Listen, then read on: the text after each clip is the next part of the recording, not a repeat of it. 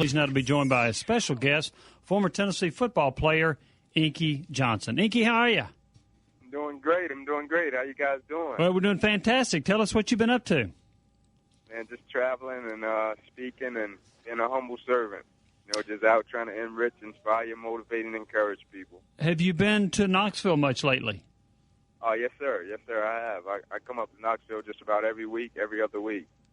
So, Are those speaking engagements typically? Sometimes it's speaking engagements, and sometimes it's just coming up to visit friends and just chill out because I love Knoxville. You've got an event called the Game of Life that's coming up. Tell us about that. Yes, sir. It's a football camp, for young people, and the whole purpose of it is to get kids to see the grand scheme between the direct correlation of football and life and certain components that you need in both in order to succeed, like heart, like faith, like character, like resilience and perseverance. Because the thing about football, it's a great game, but it's also a great tool that teaches you a lot of things about life that can help you be successful. When will it occur and where will it be?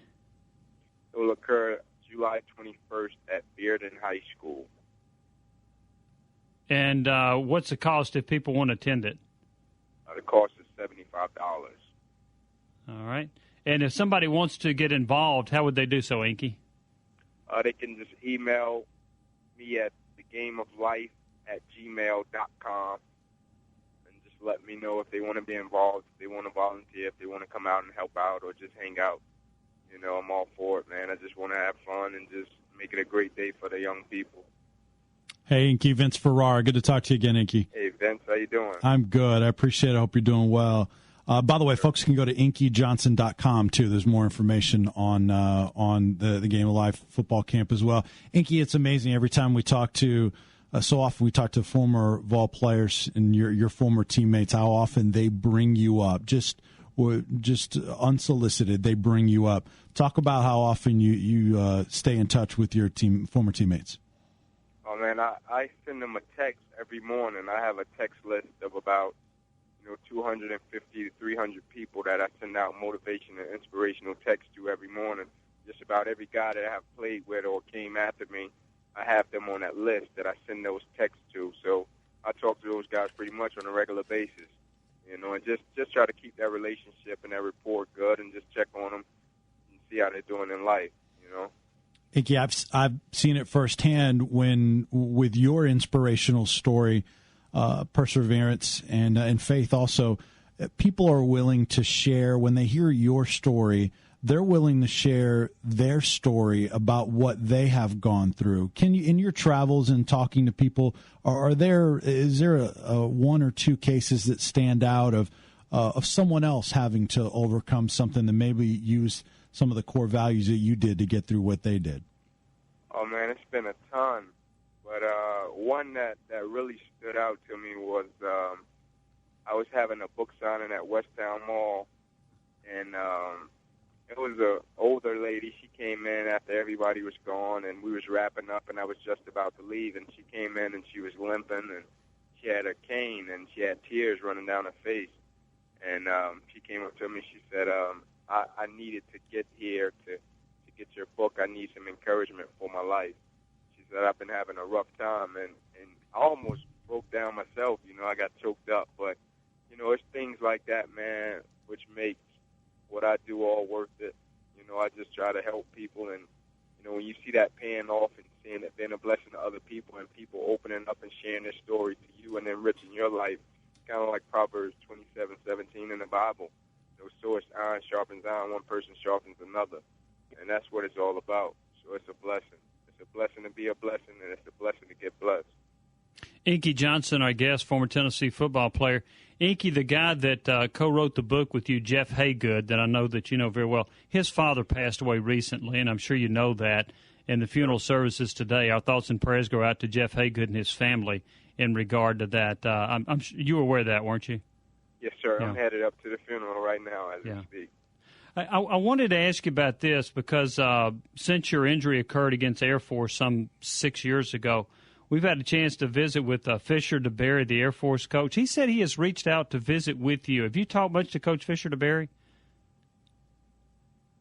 But I tried to meet with him was this coming spring game But by the time I got to the spring game, he was already gone. But I look forward to meeting with him and sitting down with him. I have spoken with him, a couple of times, but I heard he's a great guy, and I just look forward to being in his presence and spending some time with him. Yeah, he really is, and he spoke very highly of you in regard to visiting with you on the phone.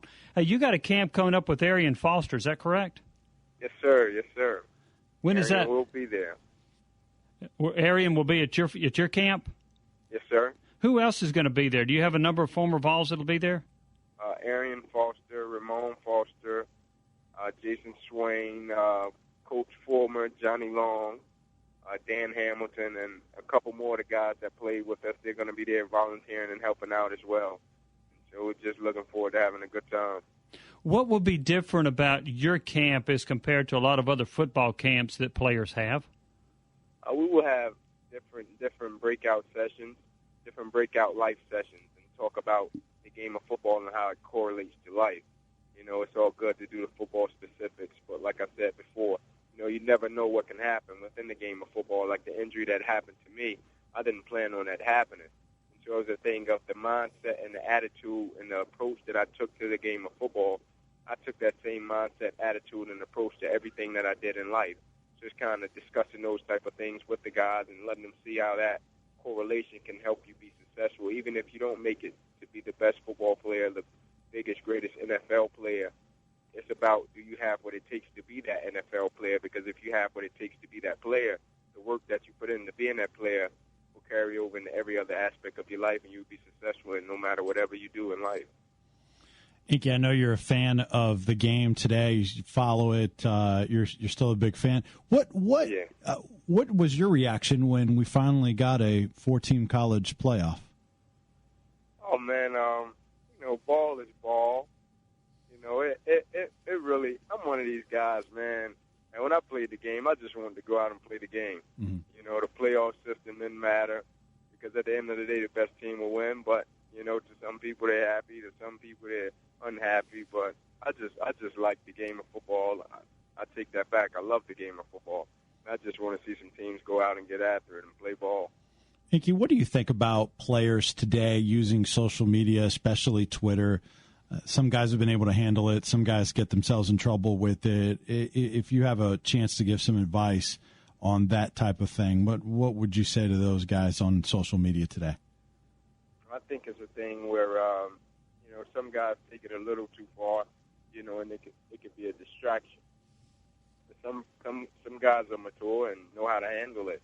But I would say, man, keep your personal feelings and keep, the team's business and your family business off of the social media website, and just go out and try to encourage people with that and use it as a tool of inspiration to help somebody else in their life, and just focus on what you have to focus on in your life in order to be successful and be a great human being.